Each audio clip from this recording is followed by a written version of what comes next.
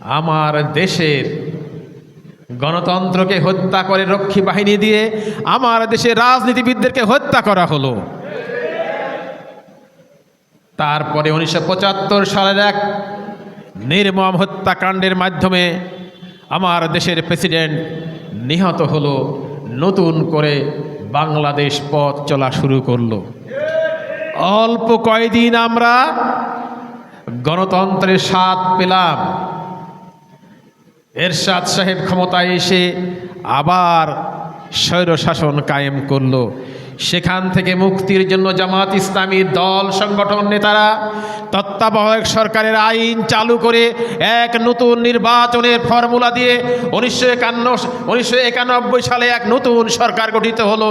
সে সরকার caretaker সরকারের মাধ্যমে এক নতুন সরকার প্রতিষ্ঠিত হলো। প্রিয় ভাইরা, 91, 96, 2001 সালে নির্বাচন হয়েছিল। জনগণ তার ভোট দিতে পেরেছিল। একটা সুস্থ গণতান্ত্রিক পরিবেশ তৈরি হয়েছিল। কিন্তু আমরা দেখতে পেলাম 1-11-এর মাধ্যমে এক নতুন নকশা দিয়ে আমাদের এখানে পরিকল্পিত একটা সরকারকে বসিয়ে দেওয়া হলো। তারপরে দেখতে পেলাম 14 নির্বাচন, বিনা ভোটে নির্বাচন, 151 জন এমপি নির্বাচিত হলো। কি ঠিক না? 14 সালে দিনের ভোট রাতে হলো, যাকে জনগণ, রাজনীতিবিদ, সাংবাদিকেরা বলে নিশিনাতের ভোট। এরপর বাংলাদেশের রাজনীতির ইতিহাস আরো ভয়াবহ। সেখানে কি হলো?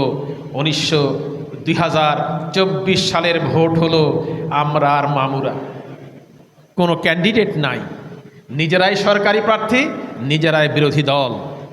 সুতরাং 14, 18 আর 24-এ যে নির্বাচন হলো, জনগণের ভোটাধিকার, বাক স্বাধীনতা, জনগণের ন্যায় বিচার সবগুলো লুণ্ঠিত হলো।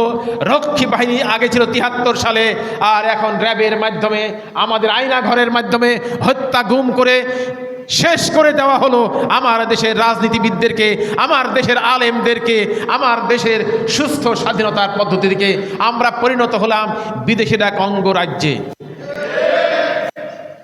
আমার দেশের টাকা লুট করে বিদেশে পাড়ি জমিয়ে বেগম পাড়ায় বাড়ি বানানো হলো। কি ঠিক না? অনলাইন দ্রব্য কিনা যায়, তেমনি করে বাংলাদেশ থেকে লক্ষ কোটি টাকা লুট করে নেওয়া হলো।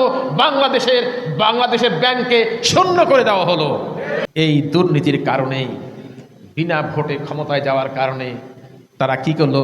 24 সালের যে গণ আন্দোলন হলো, এই গণ আন্দোলনে আমার দেশের 2000 ছাত্র জনতা, নিরীহ মানুষ, শিশুদেরকে হেলিকপ্টার থেকে গুলি করে হত্যা করা হলো।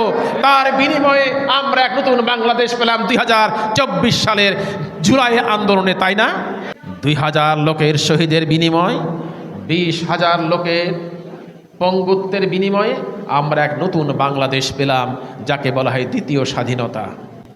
যদি এই স্বাধীনতাকে ধরে রাখতে হয়, যদি বিজয় লাভ করতে হয়, যদি র্যাবের অত্যাচার থেকে বাঁচতে হয়, যদি রাত্রে বাড়িতে ঘুমাতে হয়, যদি আমার দেশকে আত্মনির্ভর হিসেবে গড়ে তুলতে হয়, তাহলে আমাদেরকে আগামী নির্বাচনে আমাদেরকে বিজয় লাভ করতে হবে। ওই সকল লোকদেরকে ভোট দিতে হবে যারা সৎ, যারা জনগণের টাকা লুণ্ঠন করবে না, যারা বিদেশে পাড়ি জমাবে না। মুসলিম সমাজে, ইসলামী রাষ্ট্রে জবাবদিহিতার নিয়ম আছে, কিন্তু অনিসলামী সমাজে, এই ধর্মনিরপেক্ষ সমাজে আপনি কোনো প্রেসিডেন্টকে কেন, প্রধানমন্ত্রী কেন, একজন ডিসিকে, ইউনোকে, একজন থানার ওসিকে জিজ্ঞেস করার আপনার ক্ষমতা নাই আছে?